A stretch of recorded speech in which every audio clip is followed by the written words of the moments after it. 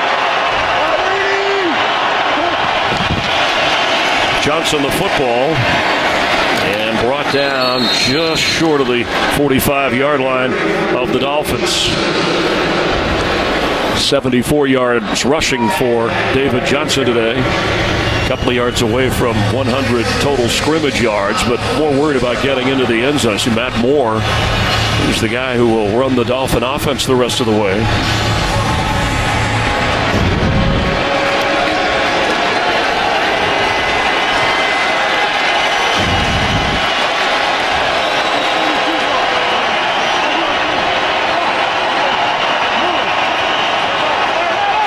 Blitz coming. Pass is tipped, but caught by Jermaine Gresham, who slips a tackle and gets a first down. What a great effort play by Jermaine Gresham. First of all, he has to make a great catch after the tip pass here. And then this is what we've seen from him all day. He's been such a big factor in the pass game, but it's the yards after contact that have been crucial for this offense today. Another example of it there. He's the game's leading receiver with 5 catches in his second year with the Cardinals. Remember, he was a Pro Bowler with Cincinnati. Went to a couple Pro Bowls in his 5 years with the Bengals. Throws. David Johnson with the catch and gets a first down inside the 25 of Miami. And that'll bring his string of 13 straight games to open the season with 100 scrimmage yards or more. And that, with the franchise record, the new mark. And tying Edgerrin James with the NFL mark.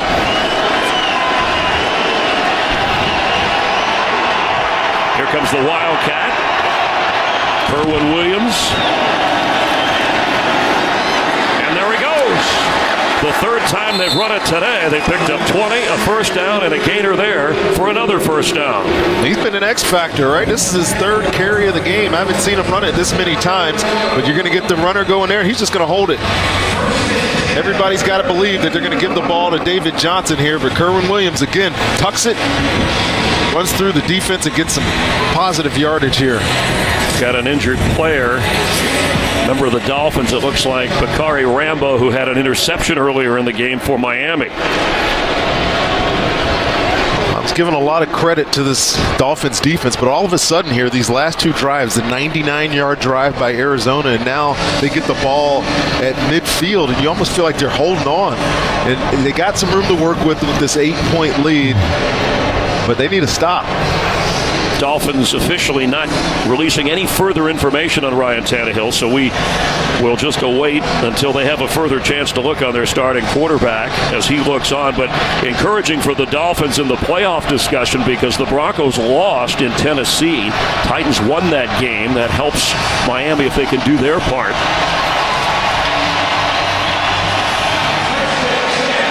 Fans cheering as they show on the screen here. Tennessee defeating the Broncos, one of those wild card teams in the AFC at the moment. But they got to hold off the Cardinals. It's 1st and 10 Arizona. David Johnson the pitch with blocks and goes out of bounds.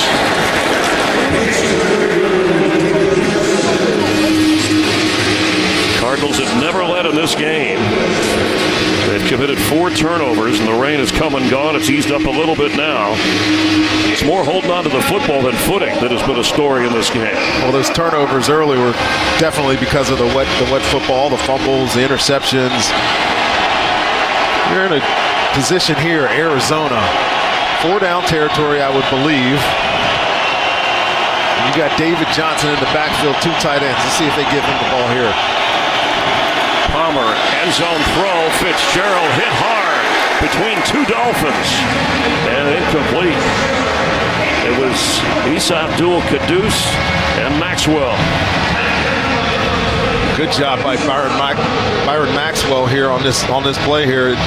Almost thought this was going to get into Larry Fitzgerald's chest, but he did a good job getting over the top of the shoulder, getting his hands on the ball, and almost intercepted it.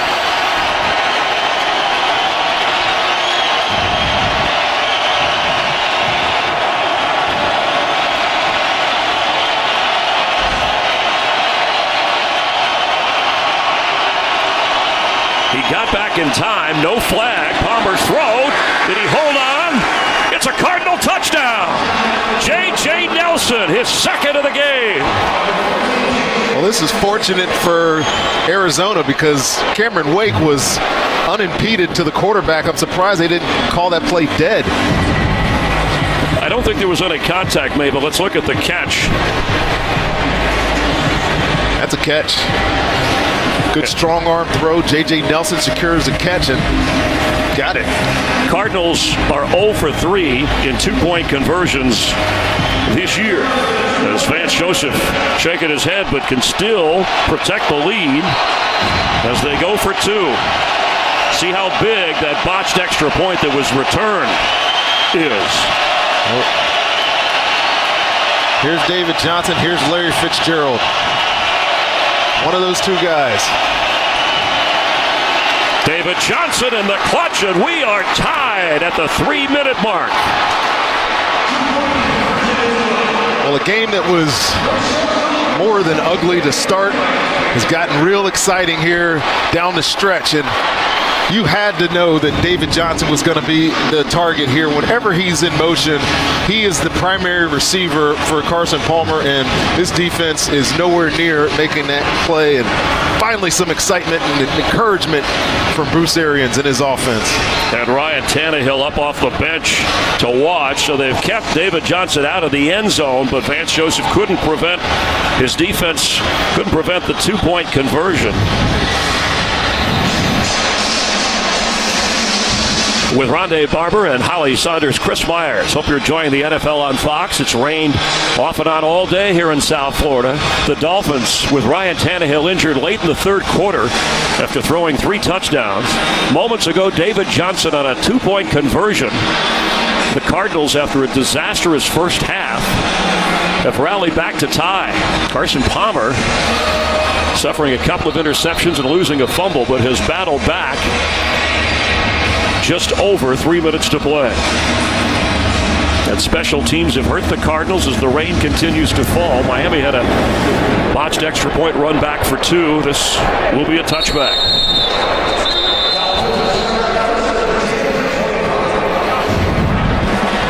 J.J. Nelson, 2 touches today, 2 touchdowns. This was the one moments ago on the pass from Palmer. He had a 56-yard run earlier. And then Carson Palmer finds David Johnson for the 2-point conversion.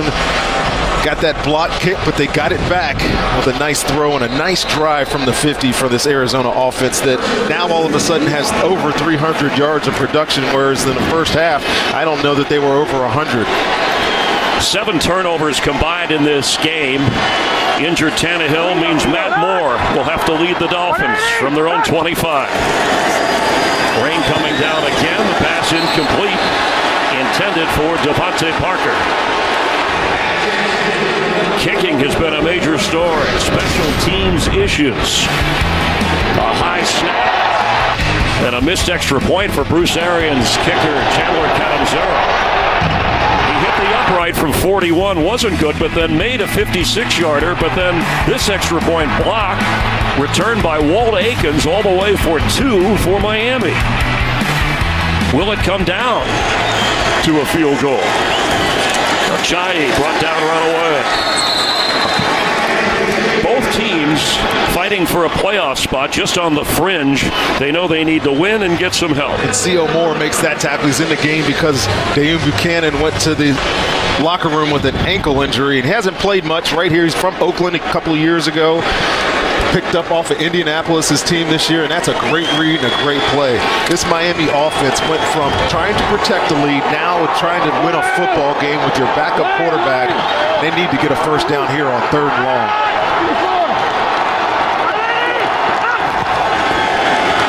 Matt Moore, Jarvis Landry, the catch made but short of the first down. And Patrick Peterson, who played his high school ball at Blanche Ely with the Tigers from Pompano Beach, his first game back. He grew up as a Dolphin fan, making a clutch play to take us to the 2-minute warning. No further information on Ryan Tannehill's knee injury, taken out late in the 3rd quarter. We are tied with 2 minutes to play. Today Today's game is sponsored by Target. Expect more, pay less. With Rondé Barber, Chris Myers, the Cardinals called a timeout with 4 seconds before the 2-minute warning, so they reset the clock. Jerome Boger, our referee. 2 timeouts remaining for the Cardinals. 8th punt of the game from Matt Dahr as the rain continues to fall. Peterson, no fair catch, and brought down right away at the 25-yard line. And now we will officially mark the 2-minute warning with under 2 minutes to play. It was a crazy start to the game. A first half filled with turnover after turnover. It wasn't raining at the start of the game, was in the forecast, and when it came down in sheets and rather inconsistently, and it had an effect. And it's doing it again. Well, it's been a sloppy game. It was ugly early in the football game. All the turnovers, the fumbles, the interceptions. But this Cardinals offense is taking a lot of pressure today. Carson Palmer was hit relentlessly in the first half and early part of the second half. But since they got that long touchdown drive to start the fourth quarter, they've looked to be the aggressor. And this Miami defense that needs a stop right now has got to step up, play for their playoff lives, I think, Chris. For either team, the Dolphins scored early and led the entire game until moments ago when the 2-point conversion allowed Arizona to tie the game. And Ndamukong Suh looking in, wondering what to expect from Carson Palmer, who had his worst half as a member of the Cardinals, passing for fewer than 50 yards. Well, this rain is really coming down again. We haven't seen it dump this much since early in the football game. Look for Arizona to find their surest-handed guys. That's going to be David Johnson. It's going to be Larry Fitzgerald. And today it's been Jermaine Gresham, the tight end, number 84. Bottom of your screen is the running back / receiver, David Johnson. Palmer loses the football and falls on it. He has the most fumbles of any player this year in the league. Well, he was looking to get a quick release out to Larry Fitzgerald. Just watch, the ball falls out of his hands. Not a way to protect it from being wet once they put it on the ground. You see all these towels with the ball boy, and the official has a towel over the ball before they put it down to snap. But it is raining so hard right now that as soon as it hits the ground, it is just soaked. Dolphins use a timeout. Each team will have 2.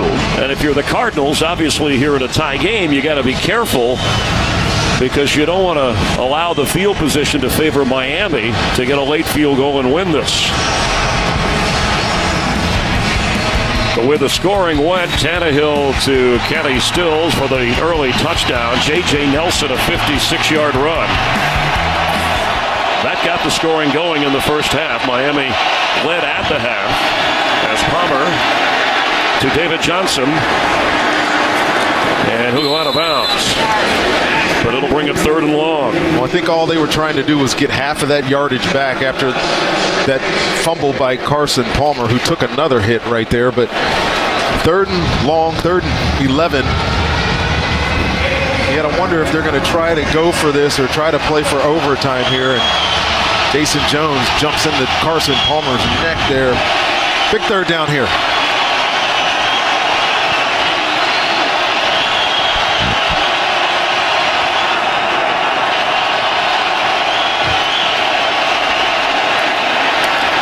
Palmer's pass is incomplete in the area of Fitzgerald.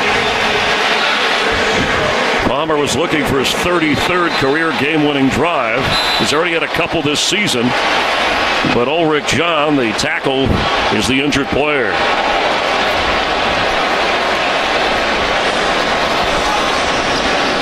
It's worth repeating, Rondé, because the weather, the injuries, the penalties, the turnovers. Arizona. Cardinals are going to use a timeout. They're not going to use a timeout. They have 2 remaining. So just to recap the other scoring, that was Deion Sims, the second of Tannehill's 3 touchdown passes. This one going to Damian Williams. He was injured at the end of the 3rd quarter. Carson Palmer to Britton Golden, and then the J.J. Nelson and 2-point conversion to Johnson, and that's how we wound up tied, again with all the special teams and kicking adventures. The injury to Ulrich John necessitated the call timeout for Arizona, so they lose one here. just over a minute and a half remaining in this football game. And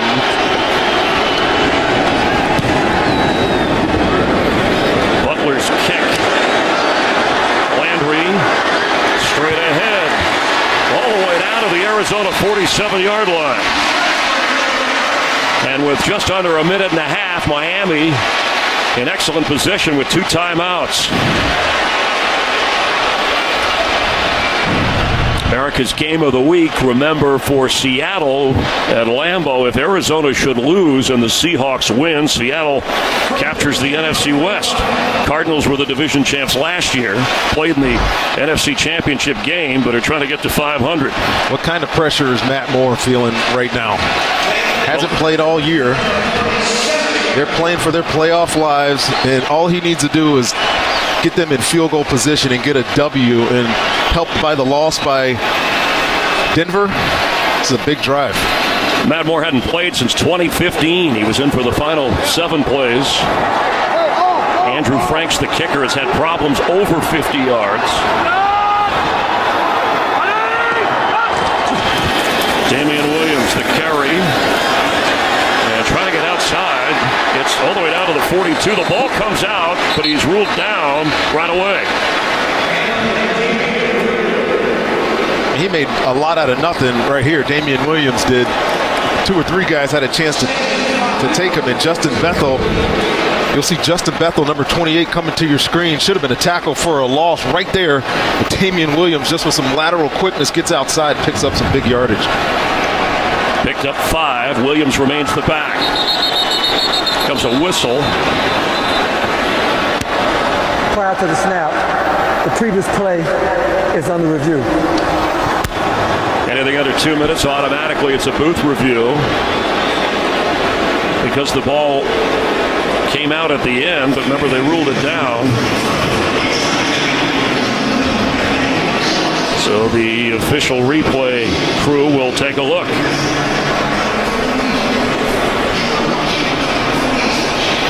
The only thing they could be reviewing, right? Well, Mike Pereira will clean this up for us. Our Fox Rules analyst is standing by. Mike Pereira. Yeah, it's obviously inside of 2 minutes here, so it's a review that comes from the replay booth.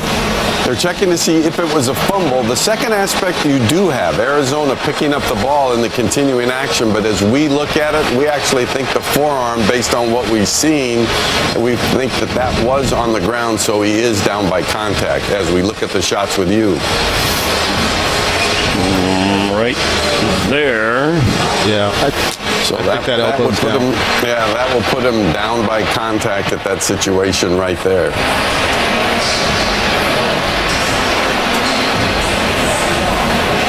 Well, that's how it was ruled on the field, even though we saw the ball come out. As you said, Mike, we clearly saw a Cardinal recovery before it went out of bounds. But After reviewing the play, the rule on the field is confirmed. The runner was down prior to the ball coming loose.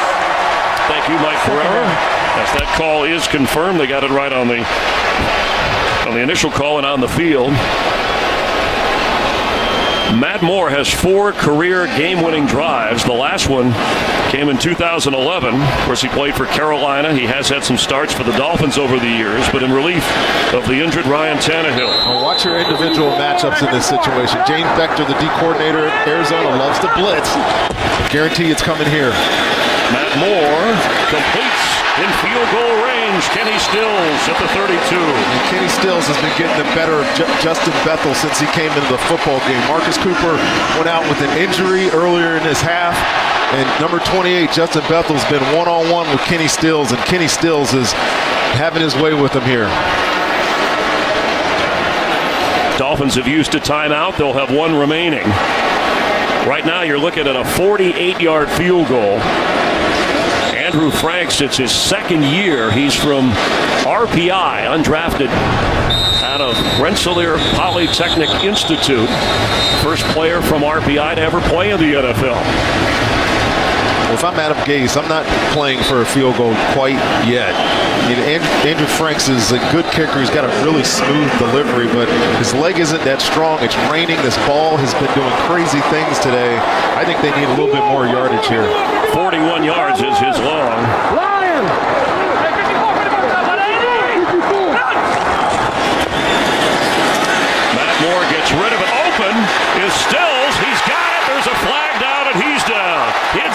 2.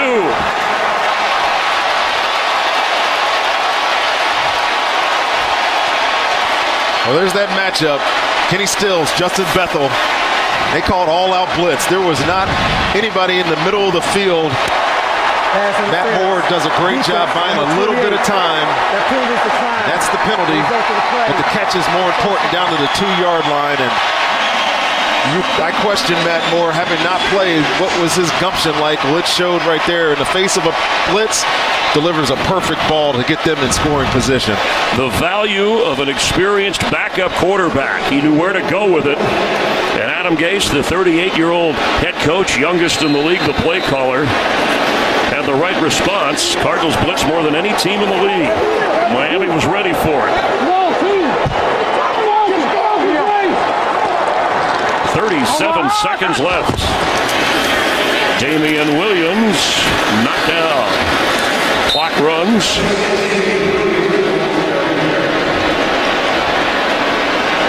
James Betcher, defensive coordinator for Arizona, can only look on. He needed his guy to make a play there. He challenges his guys in one-on-one coverage all game long, and he got a backup going. And he had a backup in there, and they took advantage of him. He trips on the handoff. Damian Williams. The clock is running. Miami better use its timeout. And Adam Gase almost saw that slip through. One more second, according to the clock, and we would have been in overtime. Well, Damian Williams trying to do a lot extra after this almost botched handoff. Matt Moore falling, coming out, and he's got to be more aware. I mean, it's not a situation you practice a lot, but he had to know that time was running out on him. So this is less than an extra point. And we've had one of those blocked. It was by Miami against Arizona and run back for 2. Andrew Franks, has not missed an extra point this year. But this a field goal to win it. John Denny, the long snapper. Matt Darr, the holder. He's your punter. And will Arizona use a timeout to try and ice him? And that is not snow falling, it looks like it, but it's rain. It's a lot of rain. It's been that kind of game. Well, this isn't a guarantee. I know it's only 21 yards, but we've noted numerous times how wet this ball has been all day. Snap, hold, execution hasn't been great on either side. Worth pointing out, Rondé, that with Franks, of his 4 field goal misses, 2 came on blocks of under 30-yard field goal attempts. Well, he's not a very high ball kicker. I was down there before the game watching him and Catanzaro kick, and it's a different trajectory off of his foot. So you have 2 huge guys inside. Calais Campbell in there. Expect him. Look for that big paw of 93 for Arizona, or off the edge. Justin Bethel, special teams ace, trying to get a block here. And Franks for the win. And the Dolphin playoff hopes are alive and well.